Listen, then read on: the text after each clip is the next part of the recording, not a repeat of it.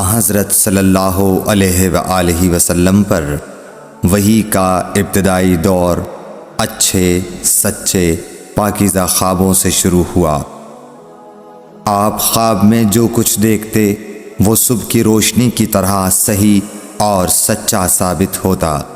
پھر من جانب قدرت آپ تنہائی پسند ہو گئے اور آپ نے غار حرا میں خلوت نشینی اختیار فرمائی اور کئی دن اور رات وہاں مسلسل عبادت اور یاد الہی و ذکر میں مشغول رہنے لگے۔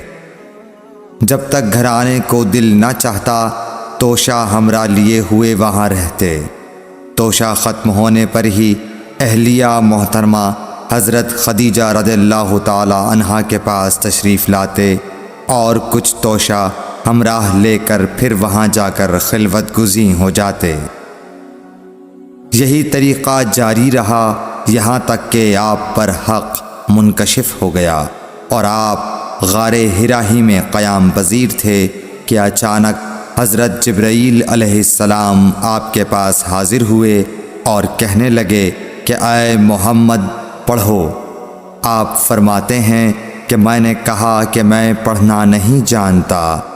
آپ صلی اللہ علیہ وسلم فرماتے ہیں کہ فرشتے نے مجھے پکڑ کر اتنے زور سے بھینچا کہ میری طاقت جواب دے گئی۔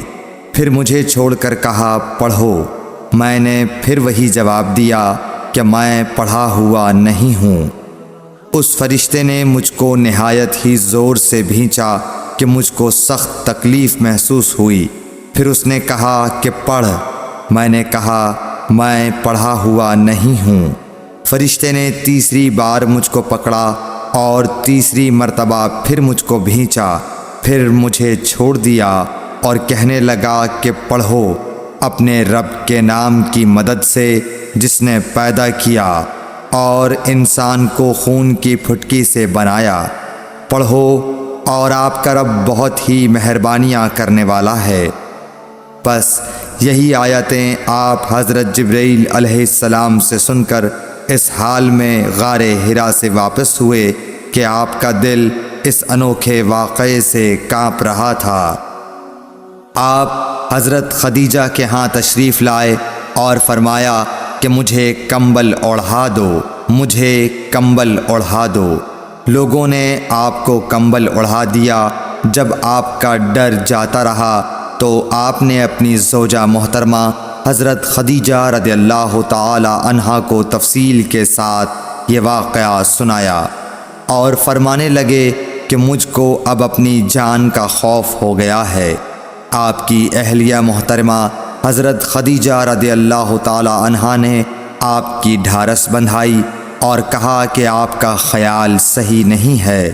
اللہ کی قسم آپ کو اللہ کبھی رسوا نہیں کرے گا۔ آپ تو اخلاق فاضلہ کے مالک ہیں۔ آپ تو کنبہ پرور ہیں، بے کسوں کا بوجھ اپنے سر پر رکھتے ہیں، مفلسوں کے لیے آپ کماتے ہیں، مہمان نوازی میں آپ بے مثال ہیں اور مشکل وقت میں آپ امر حق کا ساتھ دیتے ہیں۔ ایسے اوصاف حسنہ والا انسان یوں بے وقت ذلت و خواری کی موت نہیں پا سکتا۔ پھر مزید تسلی کے لیے حضرت خدیجہ رضی اللہ تعالی عنہا آپ کو ورقہ بن نوفل کے پاس لے گئیں جو ان کے چچا زاد بھائی تھے اور زمانہ جاہلیت میں نصرانی مذہب اختیار کر چکے تھے اور عبرانی زبان کے کاتب تھے۔ چنانچہ انجیل کو بھی حسب منشائے خداوندی عبرانی زبان میں لکھا کرتے تھے۔ انجیل سریانی زبان میں نازل ہوئی تھی، پھر اس کا ترجمہ عبرانی زبان میں ہوا۔ ورقہ اسی کو لکھتے تھے۔ وہ بہت بوڑھے ہو گئے تھے، یہاں تک کہ ان کی بینائی بھی رخصت ہو چکی تھی۔ حضرت خدیجہ رضی اللہ تعالی عنہا نے ان کے سامنے آپ کے حالات بیان کیے اور کہا کہ اے چچا زاد بھائی، اپنے بھتیجے محمد صلی اللہ علیہ وسلم کی زبانی ذرا ان کی کیفیت سن لیجئے۔ وہ بولے کہ بھتیجے آپ نے جو کچھ دیکھا ہے اس کی تفصیل سناؤ۔ چنانچہ آپ صلی اللہ علیہ وآلہ وسلم نے از اول تا آخر پورا واقعہ سنایا، جسے سن کر ورقہ بے اختیار ہو کر بول اٹھے کہ یہ تو وہی ناموس معزز رازدان فرشتہ ہے جسے اللہ نے حضرت موسیٰ علیہ السلام پر وحی دے کر بھیجا تھا۔